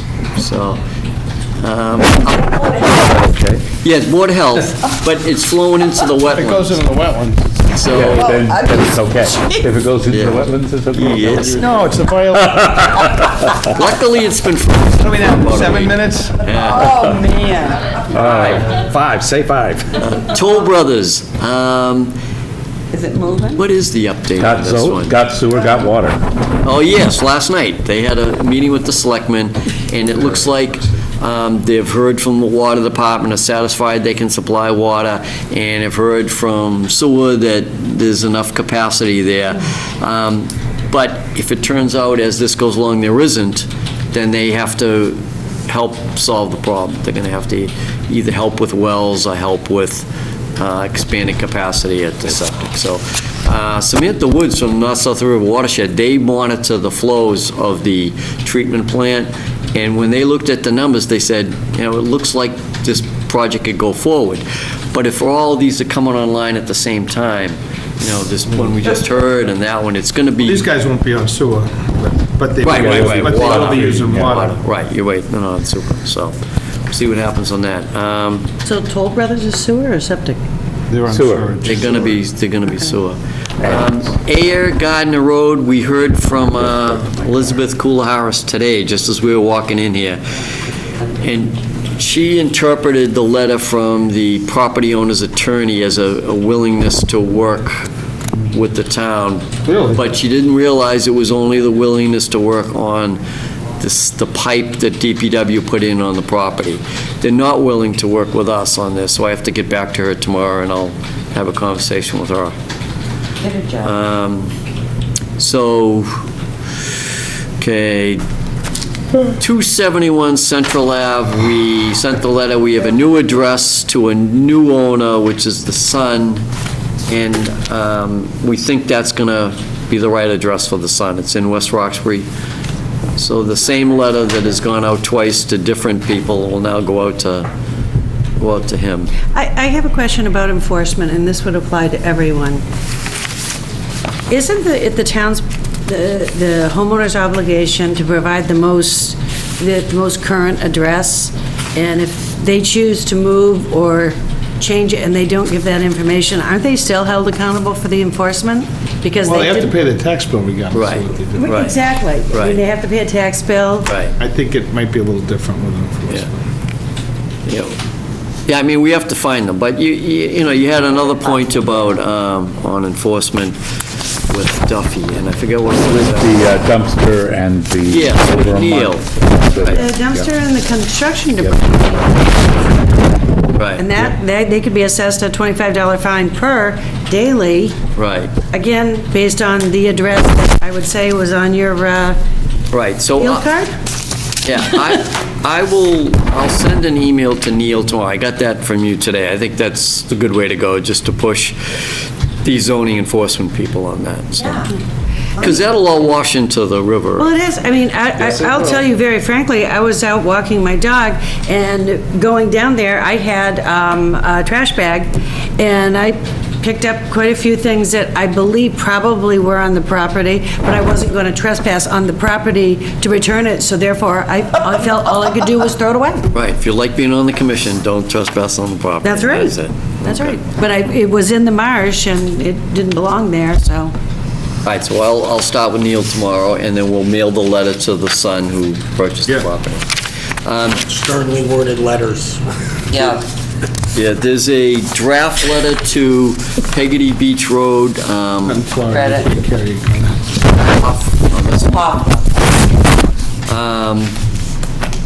You guys have that up there? Yep. Yeah. Okay. So this, we sent out enforcement on it. It was returned to us as having been received by the property owner, so he knows what the letters, the content of the letter. Good. So now it's, you know, again, we'll be talking DEP and Toomey, and if DEP doesn't want to do something, then we have to see if it's, you know, a matter we want to take to court. So that letter can go out unless you guys want to add anything to it. Send it out tomorrow. Send it. Yeah. Send it. Okay. Aca Bloom, I spoke to them in the last week or so, maybe 2 weeks ago, and they, I believe, are going to be receiving a notice about this North Central Ave storm plan that DPW is doing. She would like to keep the wall because she sent a video in showing that the water came down along the wall, didn't flood her property, hit the pile of cobble that the town had put there, changed direction, and, you know, she feels like she's protecting her property. And at this point, she's in violation. We've let her know, but, I mean, you know, maybe we asked for an amendment. Maybe we see how this next hearing goes with the town, because they're going to be cutting into the paper streets to allow flood water to go toward the marsh. When is that happening? If they get it into us by next Wednesday, they'll be on the 18th of February. So they're going to cut into those paper streets along Central Ave, and then let the water go in towards the South River? Yeah. Yeah. And then all the cobble's going to go in. And then eventually. There'll be some, yeah. I mean, so where they're cutting now is already cobble. Where they're going to be. Beautiful, it's already done. Yeah, it's already cobble. So. Okay. The marsh has already been cobbled. But this is going to bring the state into it, which... But before they do that with the paper streets, are they going to be cutting into the area at the bottom of Fourth Cliff that the town filled in with cobble? That may continue to be used as spot for cobble. The last lot there... It's a blockade now right up to the road.